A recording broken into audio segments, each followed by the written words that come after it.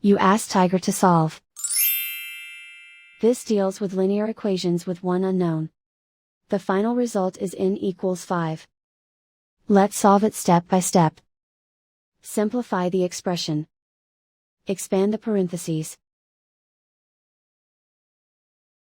Simplify the arithmetic. Expand the parentheses. Simplify the arithmetic.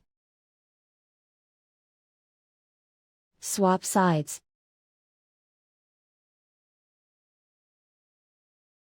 Group all constants on the right side of the equation. Subtract 6 from both sides.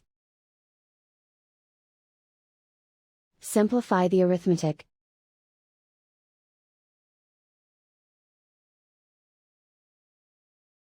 Isolate the n. Divide both sides by 3. Simplify the fraction. Find the greatest common factor of the numerator and denominator. Factor out and cancel the greatest common factor. And so the final result is n equals 5.